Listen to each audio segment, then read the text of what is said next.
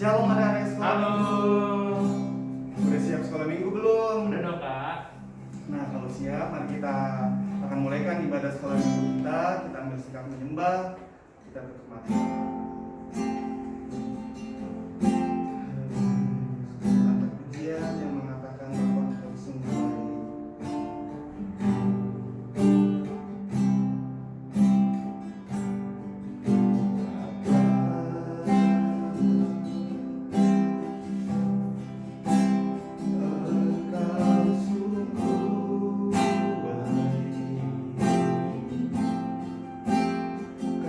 Kasih-Mu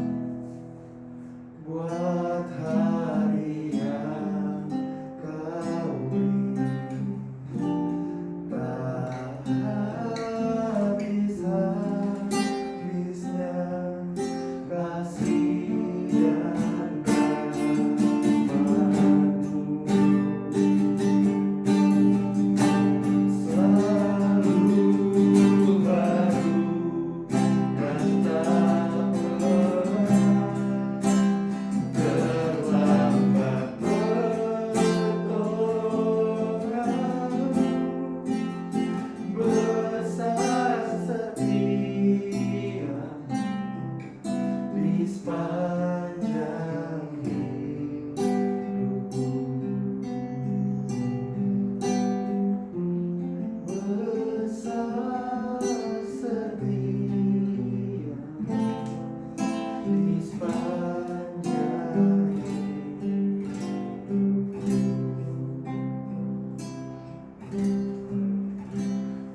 Terima kasih Tuhan Yesus, pada sore hari ini Tuhan Yesus kami akan memuji Engkau bersorak-sorai akan nama Tuhan Yesus. Hanya di dalam nama Tuhan Yesus Kristus, haleluya, amin. Semangat memuji Tuhan semuanya adik-adik. Sebelum semua kita bangkit berdiri, kita akan bersorak-sorai bagi nama Tuhan. Kita angkat pujian yang mengatakan aku jalan kebenaran.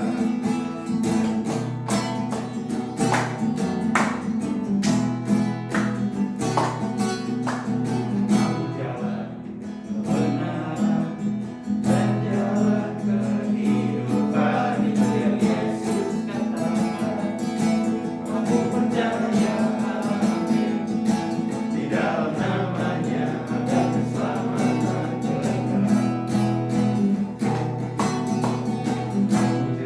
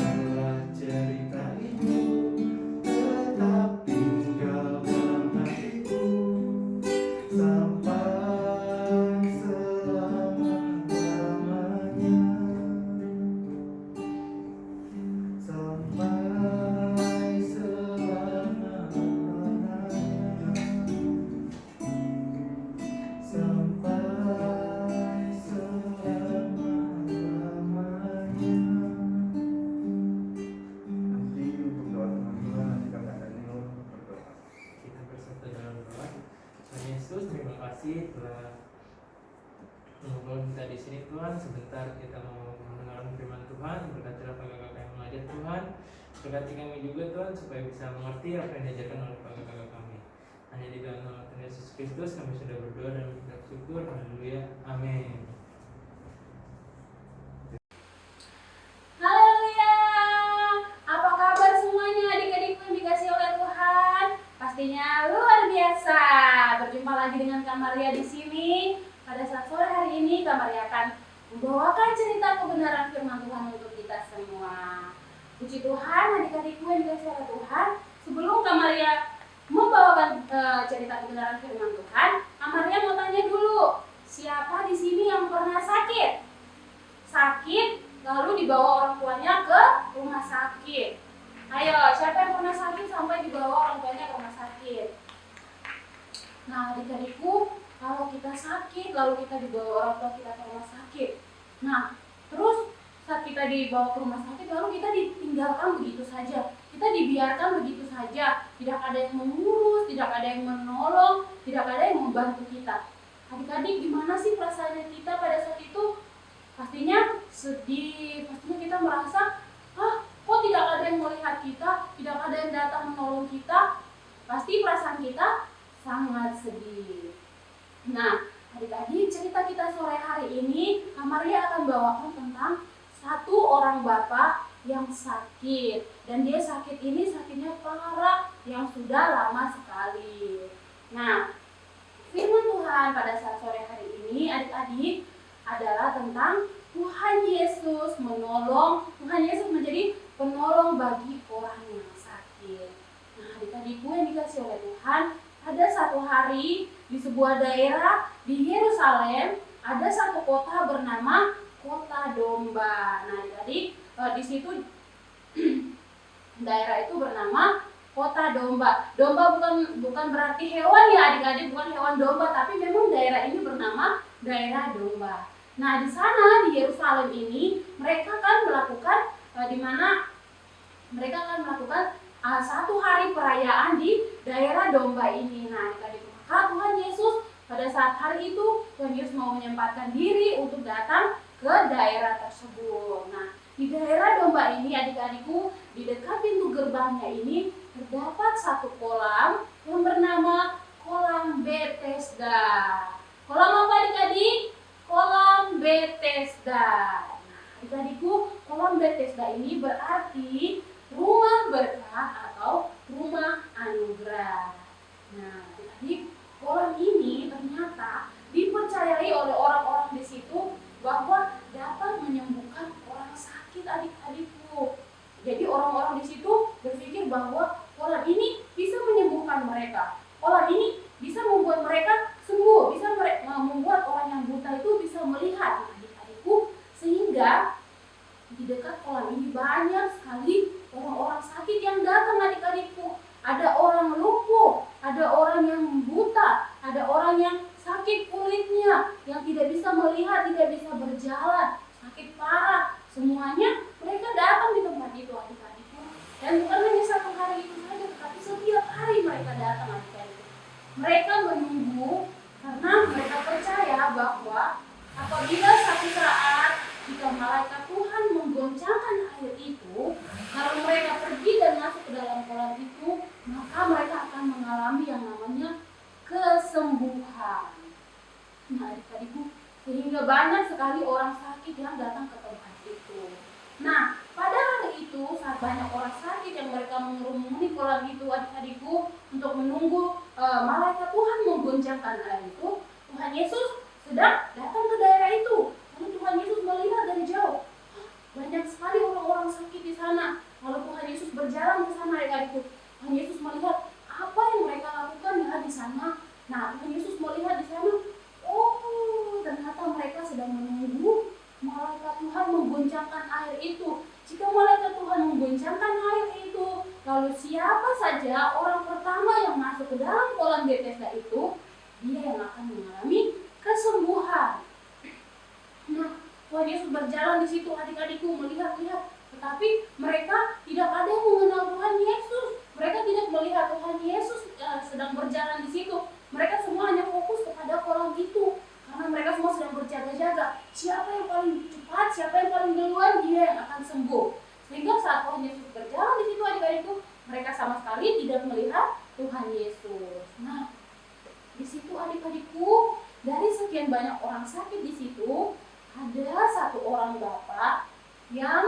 mengalami lumpuh. Lumpuh itu berarti dia tidak bisa berjalan adik-adikku, karena kedua kakinya sangat lemah sehingga dia tidak bisa berdiri. Sehingga kalau dia ingin berdiri, dia harus ditopang oleh orang lain adik-adikku. Jadi dia hanya duduk di situ dan dia juga sedang menunggu kapan gilirannya dia juga bisa masuk ke kolam itu sehingga mendapat kesembuhan. Nah, Tuhan Yesus melihat dari jauh, Tuhan Yesus merasa kasihan kepada bapak ini, adik-adikku. Sehingga Tuhan Yesus datang kepada bapak ini, lalu Tuhan Yesus bertanya kepadanya. Tuhan Yesus melihat dia dari jauh, lalu ada orang yang berkata kepada Tuhan Yesus, dia adalah orang yang sakit lumpuh. Dia sudah 38 tahun lumpuh dan tidak bisa berjalan. Hah? Adik-adik, 38 tahun. Wah, sangat lama sekali. Bukan 38 hari loh adik-adik. 38 tahun.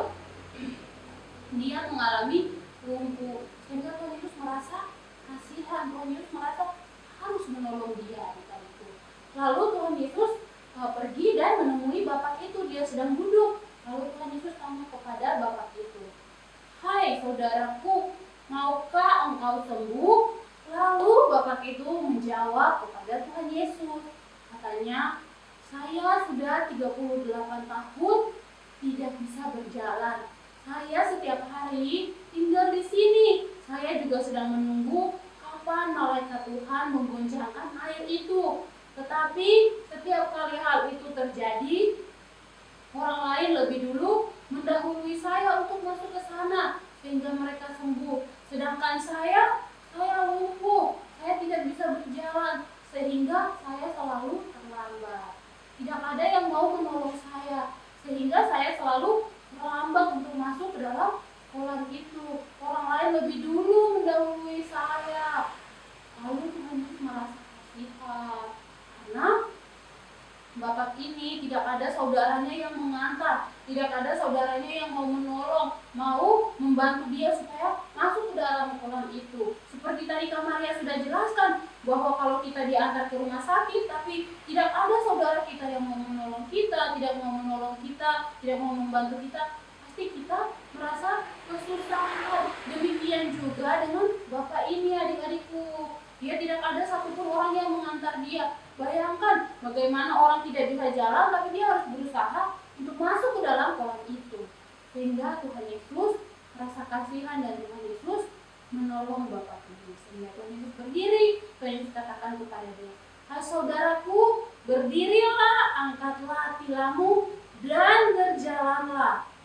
Dan apa yang terjadi adik-adikku? Mujizat Tuhan terjadi di sana adik-adikku. Saat itu bapak itu merasa seperti dia mendapat kekuatan baru, dia mendapat sukacita, semangat baru dari Tuhan, sehingga kakinya tiba-tiba kuat kembali. Lalu dia berdiri perlahan-lahan, dan akhirnya dia bisa berdiri adik-adikku. Dia merasa sangat sukacita, dia mengangkat tilamnya, lalu dia berjalan.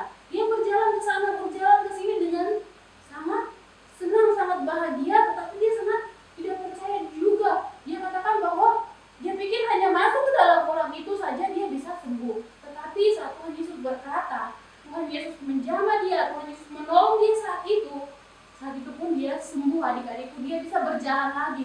Sehingga dia sangat sukacita, dia berjalan ke sana, berjalan ke sini. Sangat sukacita. Tetapi pada saat dia kembali, dia mau mengucapkan terima kasih, dia mau berterima kasih kepada Tuhan Yesus. Ternyata Tuhan Yesus sudah berjalan lagi. Dia sangat sukacita, lalu dia mengangkat tilamnya adik-adikku, lalu dia pulang ke rumahnya.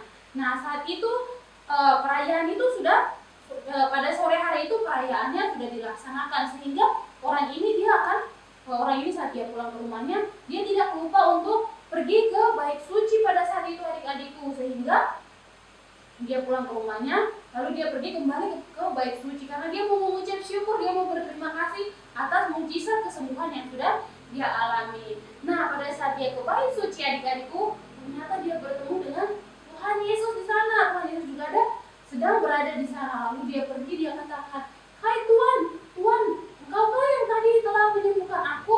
Engkaukah yang tadi telah berkata kepadaku, angkatlah tilammu dan berjalanlah. Tuanku, lihat, sekarang saya sudah sembuh Tuanku. Saya bisa berdiri, saya bisa melompat lagi.